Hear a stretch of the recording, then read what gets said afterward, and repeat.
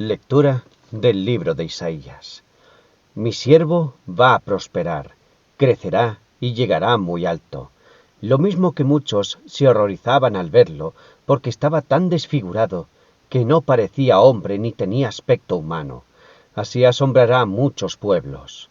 Los reyes se quedarán sin palabras al ver algo que no les había contado ni comprender algo que no habían oído. ¿Quién hubiera creído este anuncio? ¿Quién conocía el poder del Señor? Creció ante el Señor como un retoño, como raíz en tierra árida. No había en él belleza ni esplendor. Su aspecto no era atractivo, despreciado, rechazado por los hombres, abrumado de dolores y familiarizado con el sufrimiento, como alguien a quien no se quiere mirar. Lo despreciamos y lo estimamos en nada. Sin embargo, llevaba nuestros dolores, soportaba nuestros sufrimientos, aunque nosotros lo creíamos castigado, herido por Dios y humillado. Eran nuestras rebeliones las que lo traspasaban, y nuestras culpas las que lo trituraban. Sufrió el castigo para nuestro bien, y con sus llagas nos curó. Andábamos todos errantes, como ovejas, cada cual por su camino, y el Señor cargó sobre él todas nuestras culpas. Cuando era maltratado se sometía, y no abría la boca. Como cordero llevado al matadero, como oveja ante el esquilador, enmudecía, y no abría la boca. Sin defensa ni justicia, se lo llevaron y nadie se preocupó de su suerte. Lo arrancaron de la tierra de los vivos, lo hirieron por los pecados de mi pueblo. Lo enterraron con los malhechores, lo sepultaron con los malvados, aunque no cometió ningún crimen, ni hubo engaño en su boca. El Señor lo quebrantó con sufrimientos por haberse entregado en lugar de los pecadores. Tendrá descendencia, prolongará sus días, y por medio de él tendrán éxito los planes del Señor. Después de una vida de aflicción, comprenderá que no ha sufrido en vano. Mi siervo traerá a muchos la salvación cargando con sus culpas. Le daré un puesto de honor, un lugar entre los poderosos, por haberse entregado a la muerte y haber compartido la suerte de los pecadores, pues él cargó con los pecados de muchos e intercedió por los pecadores. A ti, Señor, me acojo, no quede yo defraudado. Ponme a salvo por tu fidelidad. En tus manos encomiendo mi espíritu. Tú, Señor, el Dios fiel, me rescatarás. Soy la burla de todos mis agresores, la irrisión de mis vecinos, el espanto de mis conocidos. Los que me ven por la calle huyen de mí. Olvidado de todos como un muerto, soy como un cacharro inútil. Pero yo confío en ti, Señor. Yo te digo, tú eres mi Dios. Mi destino está en tus manos. Líbrame de los enemigos que me persiguen. Que tu rostro resplandezca sobre tu siervo. Sálvame por tu amor. Sed fuertes, cobrad ánimos los que esperáis en el Señor. Lectura de la carta de San Pablo a los Hebreos.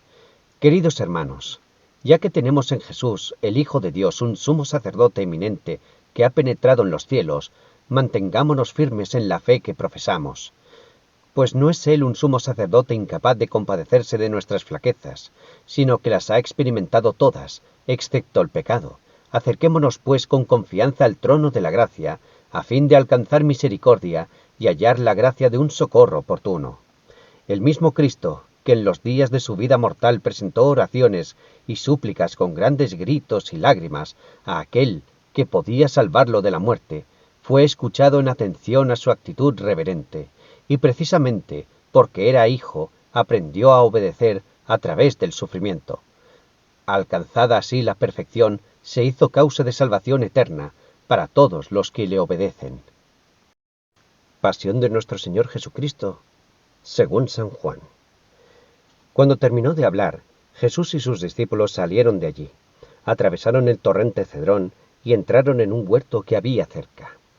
Este lugar era conocido por Judas el traidor, porque Jesús se reunía frecuentemente allí con sus discípulos. Así que Judas, llevando consigo un destacamento de soldados romanos y los guardias puestos a su disposición por los jefes de los sacerdotes y los fariseos, se dirigió a aquel lugar. Iban armados y equipados con linternas y antorchas. Jesús, que sabía perfectamente todo lo que le iba a ocurrir, salió a su encuentro y les preguntó: ¿A quién buscáis? Ellos contestaron: a Jesús de Nazaret. Jesús les dijo: yo soy. En cuanto les dijo yo soy, comenzaron a retroceder y cayeron a tierra. Jesús les preguntó de nuevo, ¿a quién buscáis? Volvieron a contestarle, a Jesús de Nazaret. Jesús les dijo, ya os he dicho que soy yo. Por tanto, si me buscáis a mí, dejad que éstos se vayan. Así se cumplió lo que él mismo había dicho, no he perdido a ninguno de los que me diste. Entonces Simón Pedro, que tenía una espada, la desenvainó e hirió con ella a un siervo del sumo sacerdote, cortándole la oreja derecha. Este siervo se llamaba Malco. Pero Jesús dijo a Pedro, envaina de nuevo tu espada. ¿Es que no debo beber esta copa de amargura que el Padre me ha preparado? La tropa romana, con su comandante al frente, y la guardia judía, arrestaron a Jesús y lo maniataron. Acto seguido, lo condujeron a casa de Anás, el cual era suegro de Caifás, que era sumo sacerdote aquel año. Caifás era el que había aconsejado a los judíos, conviene que muera un solo hombre por el pueblo. Simón Pedro y otro discípulo seguían a Jesús. Este discípulo, que era conocido del sumo sacerdote, entró al mismo tiempo que Jesús en el patio interior de la casa del sumo sacerdote. Pedro, en cambio, tuvo que quedarse fuera, a la puerta, hasta que el otro discípulo, el conocido del sumo sacerdote, habló a la portera y consiguió que lo dejasen entrar. Pero la portera preguntó a Pedro, ¿no eres tú uno de los discípulos de ese hombre? Pedro le contestó, no, no lo soy. Como hacía frío, los criados y la guardia habían preparado una hoguera y estaban en torno a ella calentándose. Pedro estaba también con ellos calentándose. El sumo sacerdote interrogó a Jesús sobre sus discípulos y sobre la enseñanza que impartían. Jesús declaró, yo he hablado siempre en público, he enseñado en las sinagogas y en el templo, donde se reúnen todos los judíos. No he enseñado nada clandestinamente. ¿Por qué me preguntas a mí? Pregunta a mis oyentes, y ellos podrán informarte. Al oír esta respuesta, uno de los guardias que estaba junto a él le dio una bofetada diciéndole, ¿cómo te atreves a contestar así al sumo sacerdote? Jesús le replicó, si he hablado mal, demuéstrame en qué. Pero si he hablado bien, ¿por qué me pegas? Entonces Anás lo envió maniatado a Caifás, el sumo sacerdote. Mientras Simón Pedro estaba en torno a la hoguera, calentándose, uno le preguntó, ¿no eres tú uno de los discípulos de ese hombre? Pedro lo negó. No, no lo soy. Uno de los siervos del sumo sacerdote, pariente de aquel a quien Pedro había cortado la oreja, le replicó, ¿cómo que no? Yo mismo te vi en el huerto con él. Pedro volvió a negarlo, y en aquel momento cantó el gallo. Después condujeron a Jesús desde la casa de Caifás hasta el palacio del gobernador. Era muy temprano. Los judíos no entraron en el palacio para no contraer impureza legal y poder celebrar así la cena de Pascua.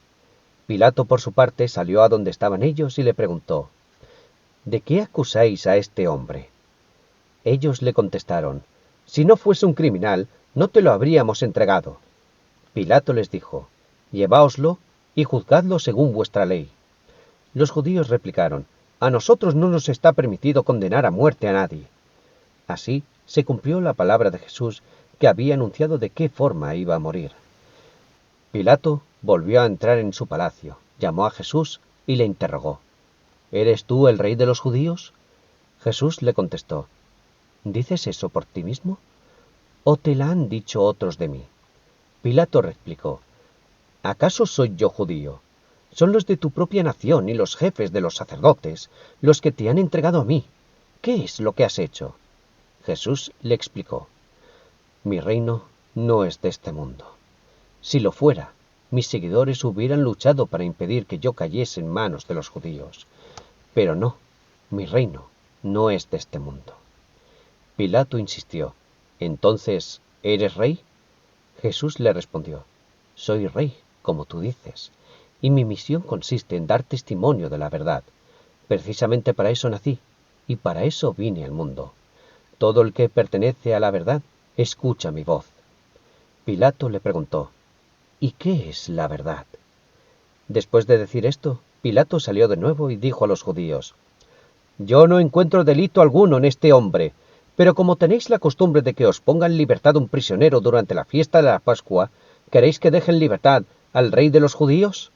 y en medio de un gran clamor gritaban: «¡No! ¡A ese no! ¡Deja en libertad a Barrabás!». El tal Barrabás era un bandido. Entonces Pilato ordenó que lo azotaran. Los soldados prepararon una corona de espinas y se la pusieron en la cabeza.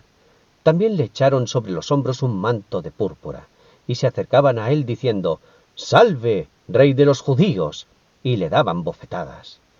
Pilato salió una vez más y le dijo: «Escuchad, os lo voy a sacar de nuevo, para que quede bien claro que yo no encuentro delito alguno en este hombre». Salió pues Jesús fuera.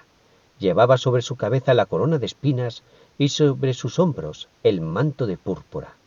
Pilato se lo presentó con estas palabras: «Este es el hombre». Los jefes de los sacerdotes y los guardias, al verlo, comenzaron a gritar: «¡Crucifícalo! ¡Crucifícalo!». Pilato insistió: «Tomadlo vosotros y crucificadlo, porque yo no encuentro delito alguno en él». Los judíos replicaron: «Nosotros tenemos una ley, y según ella debe morir, porque se ha presentado a sí mismo como Hijo de Dios». Al oír esto, Pilato sintió más miedo todavía. Entró de nuevo en el palacio y le preguntó a Jesús: «¿De dónde eres tú?». Pero Jesús no le contestó. Pilato le dijo: «¿Te niegas a contestarme? ¿Es que no sabes que yo tengo autoridad tanto para dejarte en libertad como para ordenar que te crucifiquen?». Jesús le respondió: «No tendrías autoridad alguna sobre mí, si no te lo hubieran dado de lo alto. Por eso, el que me entregó a ti tiene más culpa que tú». Desde ese momento, Pilato intentaba ponerlo en libertad, mas los judíos le gritaban: «Si pones en libertad a ese hombre, no eres amigo del César, porque cualquiera que tenga la pretensión de ser rey es enemigo del César». Pilato, al oír esto, mandó sacar fuera a Jesús, y lo sentó en el tribunal, en el lugar conocido con el nombre de Enlosado, que en la lengua de los judíos se llama Gábata. Era el día de preparación de la Pascua, hacia el mediodía. Pilato dijo a los judíos: «He aquí vuestro rey». Ellos se enfurecieron y comenzaron a gritar: «¡Quítalo de en medio! ¡Crucifícalo!». Pilato insistió: «¿Cómo voy a crucificar a vuestro rey?». Pero los jefes de los sacerdotes replicaron: «Nuestro único rey es el César». Así que por fin Pilato se lo entregó para que lo crucificaran. Se hicieron pues cargo de Jesús, que llevando a hombros su propia cruz, salió de la ciudad hacia un lugar llamado La Calavera, que en la lengua de los judíos se dice Gólgota.